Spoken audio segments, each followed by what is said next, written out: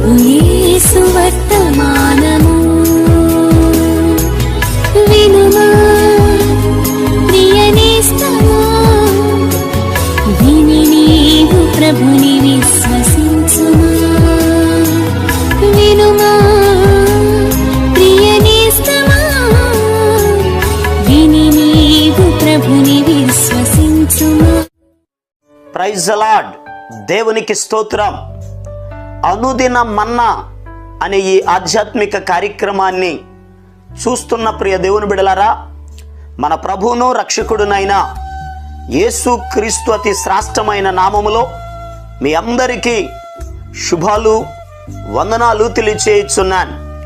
ఈ శ్రేష్టమైన సమయంలో దేవుని పరిశుద్ధ గ్రంథంలో నుండి మొదటి పేతురు రాసిన పత్రిక 5వ అధ్యాయం 7వ వచనం, ఆయన మిమ్మును గూర్చి చింతించుచున్నాడు గనుక మీ చింత యావత్తు ఆయన మీద వేయుడి.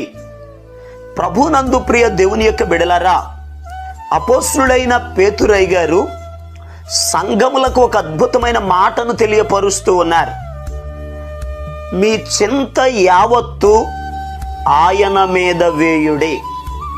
ఈరోజు భూలోకంలో అనేక మంది ప్రజలు చింతతోనే వారి జీవితాలను గడుపుతున్నటువంటి పరిస్థితులు. ప్రతి ఒక్కరికి కుటుంబాన్ని గూర్చో, బిడ్డలను గూర్చో, ఆర్థిక పరిస్థితులను గూర్చో, వారు చేసే వ్యాపారాన్ని గూర్చో, అనారోగ్య పరిస్థితులను బట్టో చింతతోనే గడుపుతూ ఉన్నారు. ఈరోజు భూలోకంలో ఒక మనిషి చింతించడానికి కారణాలు ఏమిటి అని అడిగితే పరిశుద్ధ గ్రంథంలో యేసు ప్రభు చెప్పారు. మత్తయి సువార్త 6వ అధ్యాయం 34వ వచనం, రేపటిని గూర్చి చింతింపకుడి అని ప్రభు చెప్పారు. రేపేం సంభవించిద్దో, రేపేమి తినాలో, రేపేం తాగాలో, రేపేం ధరించాలో, రేపు ఎలా ఉంటాయో మన పరిస్థితులు అనగా భవిష్యత్తును గూర్చి ఒక మనిషి చింతిస్తూ ఉంటాడు. అంత మాత్రమే కాదు కానీ మార్కు సువార్త 4వ అధ్యాయం 38వ వచనంలో రాయబడి ఉంది, యేసుక్రీస్తు ప్రభు ఆయన శిష్యులు సముద్రం మీద ప్రయాణం చేస్తున్న సమయంలో యేసయ్య అమరము మీద తలవాల్చుకొని ఉన్నారు.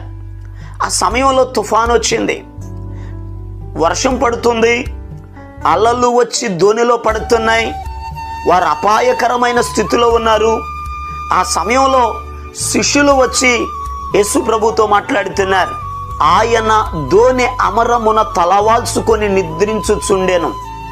వారాయనను లేపి, బోధకుడా, మేము నశించిపోవచ్చున్నాము, నీకు చింత లేదా అని అన్నారు.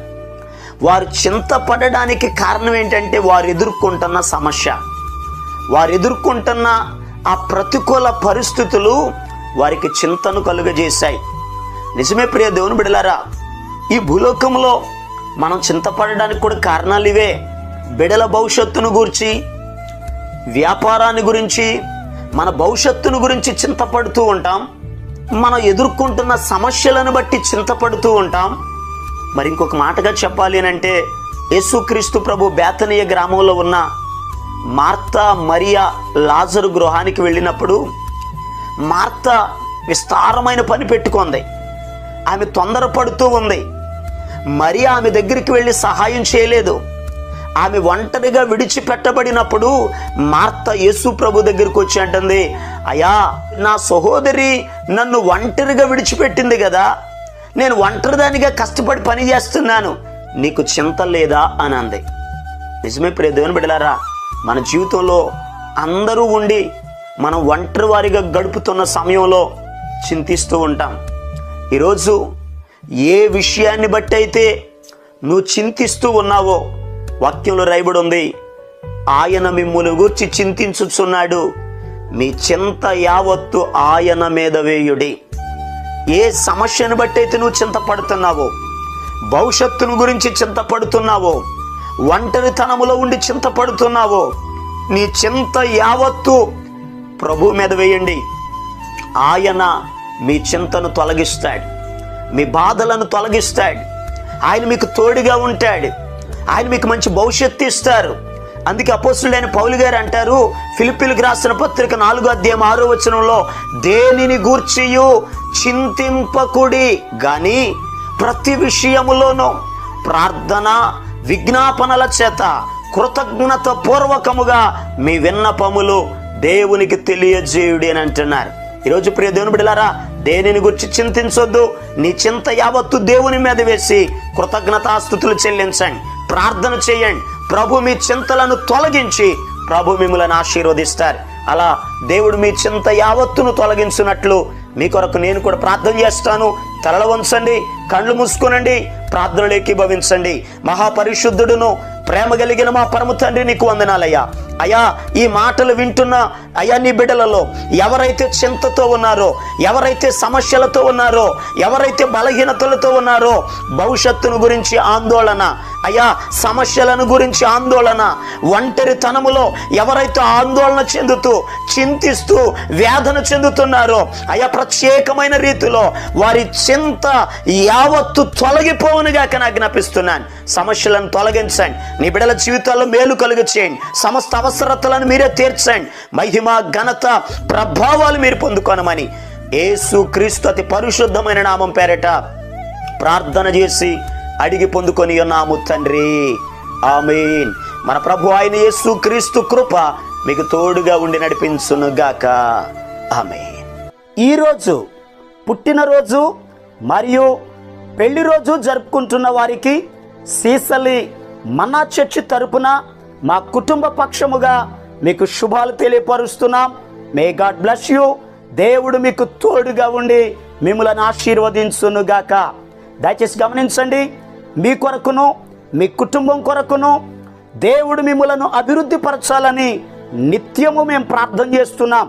ఏమైనా ప్రార్థన అవసరతలు ఉన్న యెడల ఈ స్క్రీన్ మీద కనబడుతున్న నెంబర్కి ఫోన్ చేసి తెలియపరచండి. ప్రియ దేవుని బిడ్డలారా, అనుదిన మన్నా అనే ఈ వర్తమానాలు మీ స్నేహితులకు మీ బంధువులకు కూడా షేర్ చేయండి. మన్నా చర్చ్ సీసలి అనే ఈ యూట్యూబ్ ఛానల్ను సబ్స్క్రైబ్ చేయండి. అందరికీ వందనాలు. నీ సన్నిధానములో సంపూర్ణ సంతోషం, ఆరాధించుకొనే విలువైన అవకాశం. నీ సన్నిధానములో సంపూర్ణ సంతోషం, ఆరాధించుకొనే విలువైన అవకాశం. కోల్పోయినవన్నీ నాకు ఇచ్చుటకును, బాధల నుండి బ్రతికించుటకును. కోల్పోయినవన్నీ నాకు ఇచ్చుటకును, బాధల నుండి బ్రతికించుటకును. నీవే రాకపోతే నేనేమైపోదును.